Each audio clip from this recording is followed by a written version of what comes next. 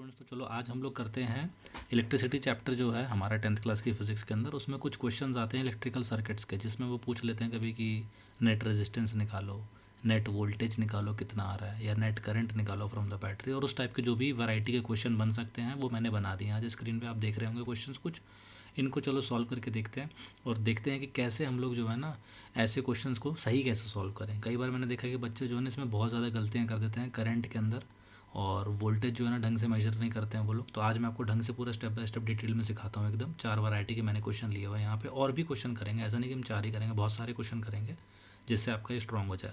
तो जो लोग जेई फाउंडेशन के लिए या जेई के लिए जो प्रिपेयर कर रहे हैं, जो आगे चल के जेई देना चाहते हैं 11th-12th क्लास के बाद, उनके लिए बहुत इंपॉर्टेंट है। वाई? बिकॉज 12th क्लास की फिजिक्स में भी एक चैप्टर आएगा करंट इलेक्ट्रिसिटी करके, उसमें आपको जो है ना ये इससे भी कॉम्प्लिकेटेड सर्किट थोड़े बहुत करने पड़ेंगे सॉल्व। ठीक है, तो अगर आपका अभी से बेस क्लियर रहेगा तो आपको जो है ना डबल मेहनत नहीं करनी पड़ेगी वहाँ पे, और वहाँ पे आपको जल्दी जल्दी चीज़ें समझ में भी आएंगी। ठीक है, तो चलो देखते हैं हम लोग क्वेश्चन नंबर 1 सबसे पहले सॉल्व करते हैं। लिखा गया है क्वेश्चन में, find current end voltage across each resistor. लेकिन मैं क्या करूँगा, मैं कोशिश करूँगा जो जो चीज़ें पूछी जा सकती हैं, जो जो चीज़ें आपसे पूछा सकता है एग्जाम के अंदर, वो सारे का सारा हम लोग यहाँ पे सॉल्व करने की कोशिश करते हैं। ठीक है, तो चलो क्वेश्चन नंबर 1 पकड़ लेते हैं। सबसे पहले ए पार्ट, उसमें लिखा हुआ है, ये सर्किट दिया हुआ है। चलो इसको कॉपी कर लेता हूँ पहले तो मैं, कॉपी कर लिया। आ जाओ यहाँ पे पार्ट 1। ठीक है, तो ये है हमारा सोल्यूशन पार्ट। क्वेश्चन जो भी है हम लोग एक काम करते हैं, अभी राइट नाउ हमारा ये क्वेश्चन है कि हम ना वोल्टेज और करंट निकालेंगे अक्रॉस ईच रजिस्टर, ये बोला गया इसके अंदर। ठीक है, तो चलो वोल्टेज और करंट कैसे निकालते हैं वो देखते हैं हम लोग यहाँ पे। स्टेप बाय स्टेप करेंगे, धीरे धीरे करके समझ में आ जाएगा सब कुछ। देखो स्टेप नंबर 1, आपको करंट फ्रॉम द बैटरी निकालना है अगर, तो आपको स्टेप नंबर 1 हमेशा क्या करना होगा, फाइंड कर लो टोटल रेजिस्टेंस कितना है सर्किट का।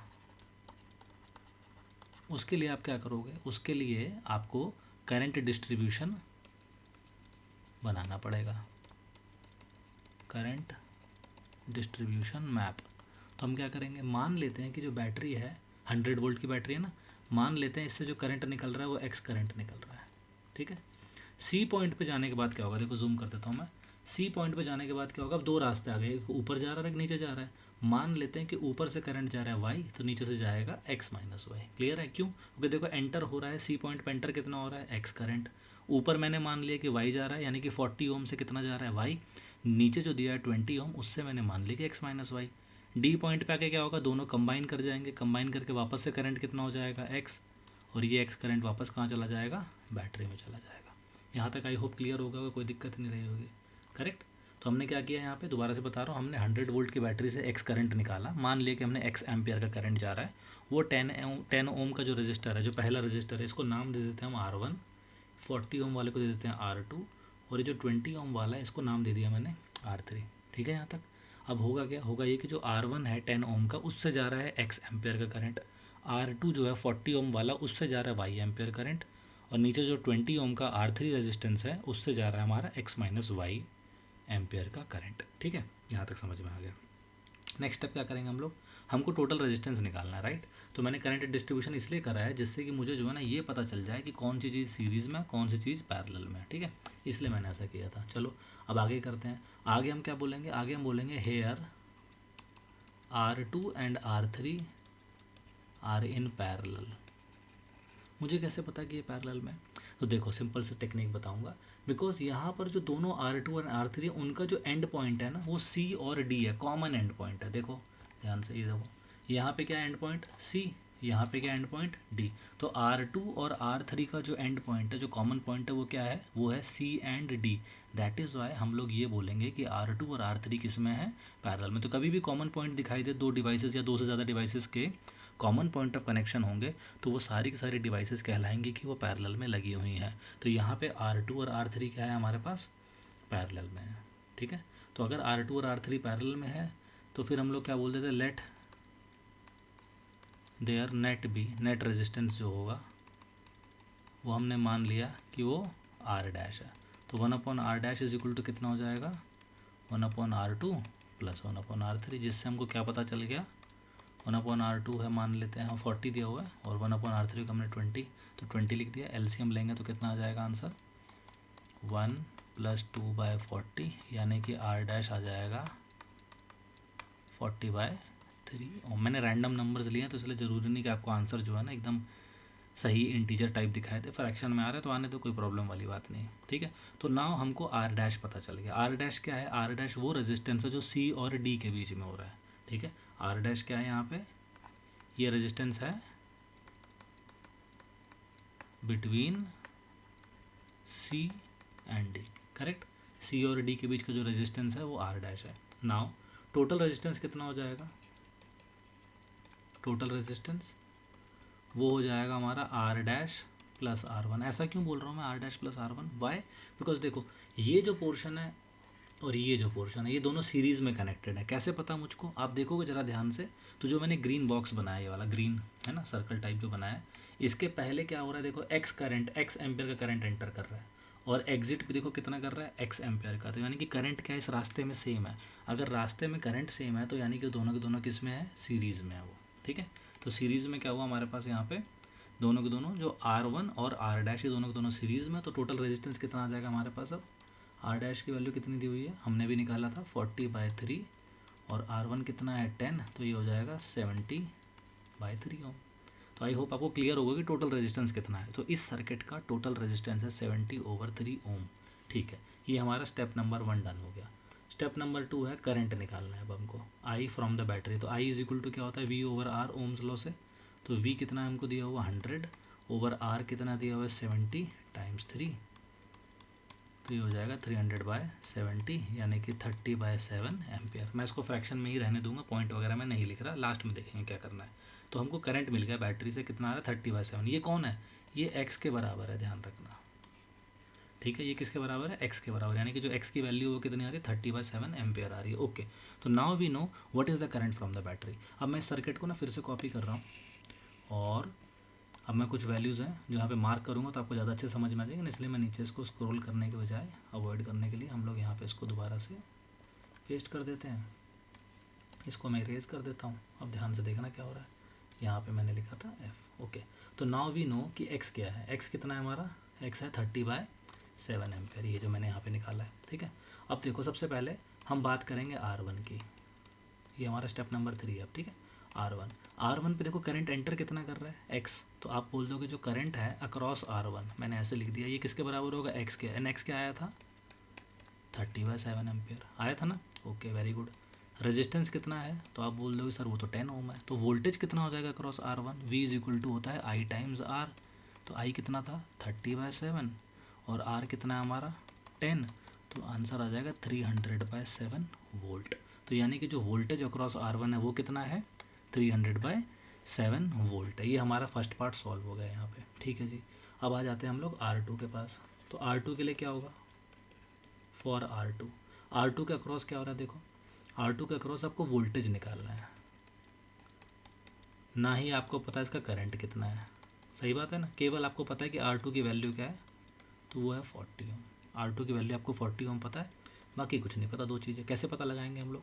सिंपल है, देखो जब भी कोई चीज़ सीरीज़ में होती है कनेक्टेड ना, तो वोल्टेज जो है उसमें डिवाइड हो जाती है। डिवाइड का मतलब ये नहीं बोल रहा हूँ इक्वली डिवाइड हो जाती है, मतलब थोड़ा रिड्यूस हो जाएगा। अगर टोटल बैटरी का वोल्टेज यहाँ पे दिया हुआ 100 वोल्ट, तो R2 के पास 100 वोल्ट नहीं जा रहा है। और कई बच्चे ये भी गलती करते हैं कि ये जो 100 वोल्ट है ना, इसको अज्यूम कर लेते हैं कि R1 के पास जा रहा है। ये भी गलत बात है। R1 के पास नहीं जा रहा 100 वोल्ट। R1 के पास कितना वोल्टेज जा रहा है? R1 कितना कंज्यूम कर रहा है वोल्टेज? तो आपका हो गया 300/7 वोल्ट कंज्यूम कर रहा है, दैट्स इट, ओके। तो बचा हुआ वोल्टेज कितना है फिर?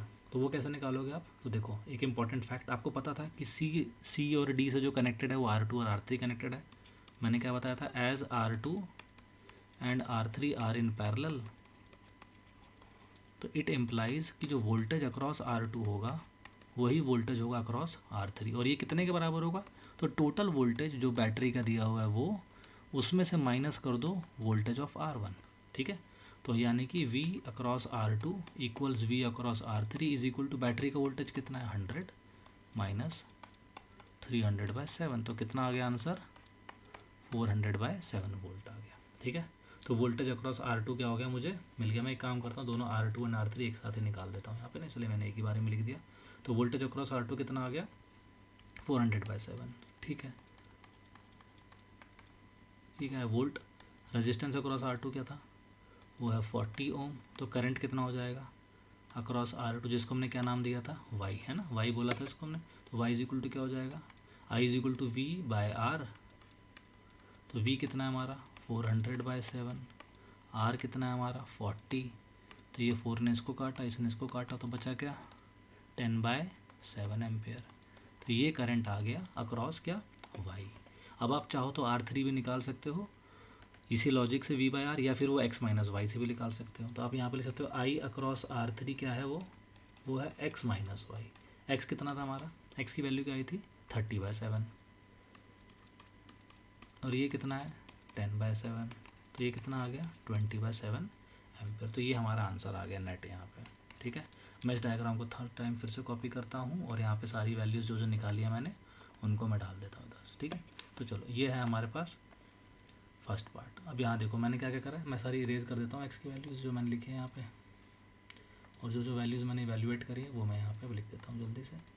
तो देखो क्या क्या हुआ है, इसके अक्रॉस वोल्टेज कितना है था R1 के अक्रॉस, या मैं बॉक्स में बना दूँ क्या, चलो बॉक्स में बना देता हूँ। यहाँ पे देखो फाइनल आंसर क्या क्या है मेरे पास, है ना, ये रहा R1, R2, R3, ये करंट, और ये रहा वोल्टेज। तो R1 का क्रॉस करंट कितना था 20/7 एम्पेयर। ठीक है, R2 का क्रॉस करंट कितना था, R2 का क्रॉस करंट था हमारा, कहाँ पे निकाला है मैंने, ये रहा 10/7 एम्पेयर। ठीक है, तो ये लिख दिया मैंने 10/7, करेक्ट है यहाँ तक। और ओके, R1 के अक्रॉस 30/7 था, सॉरी 30/7 लिख देंगे, और R3 के अक्रॉस कितना हो जाएगा 20/7 एम्पेयर। ठीक है, ये अगर वोल्टेज कितना कितना आया था, R1 का क्रॉस वोल्टेज कितना आया था हमारा 300/7, तो लिख दो यहाँ पे भाई 300/7 वोल्ट आया था। R2 और R3 का क्रॉस तो सेम था, कितना था 400/7, तो आपने लिख देना है 400/7। तो ये आपका क्या हो गया आंसर होगा। तो आई होप क्लियर हो गया होगा यहाँ पे हमने कैसे सॉल्व किया। एक बार जल्दी से फिर से मैं रिकॉल करा देता हूँ क्या किया। R2 और R3 पैरेलल में है, अगर पैरेलल में है तो क्या होगा, उन दोनों का पैरेलल कॉम्बिनेशन वाला जो फॉर्मूला है वो लगा के नेट रेजिस्टेंस निकालोगे। उसके बाद वो R1 के साथ सीरीज़ में है तो फिर से आप नेट रेजिस्टेंस निकालोगे। एट दी एंड आप करंट निकालोगे, है ना, फाइनल करंट कितना आ रहा है बैटरी से, वो करंट से आप क्या करोगे फिर R1 की वोल्टेज निकालोगे। R1 कितना वोल्टेज कंज्यूम कर रहा है, उस वोल्टेज को माइनस कर दोगे पूरी वोल्टेज से बैटरी की जो कि 100 थी। तो बची हुई जो वोल्टेज होगी वो R2 और R3 में क्या होगी, सेम यूज़ होगी। वाई, बिकॉज R2 और R3 पैरेलल में कनेक्टेड है, एंड इसके थ्रू आप करंट निकाल लोगे वाई, और वाई निकालने के बाद आप एक्स माइनस वाई निकाल लोगे। ठीक है, तो अगर ज़्यादा ओवरवेलमिंग लग रहा है, ज़्यादा लग रहा है ये तो बहुत कॉम्प्लिकेटेड है, तो कोई बात नहीं, धीरे धीरे करके समझ में आ जाएगा, डरने की ज़रूरत नहीं है, यू मस्ट कीप गोइंग। ठीक है, तो चलो यहाँ पे हम लोगों ने ए पार्ट सॉल्व करके देख लिया। अब हम लोग करके देखते हैं बी पार्ट, लेकिन बी पार्ट आपको मिलेगा इसके नेक्स्ट पार्ट के अंदर, जिसका मैं लिंक डिस्क्रिप्शन में अटैच कर दूंगा। ज़्यादा लंबी वीडियो ना रहे इसलिए मैंने एक क्वेश्चन एक वीडियो में डाला है, ऑल दो ये चारों क्वेश्चन हम लोग सॉल्व करने वाले हैं। ठीक है, तो चलो नेक्स्ट वीडियो के अंदर हम लोग करते हैं बी पार्ट सॉल्व।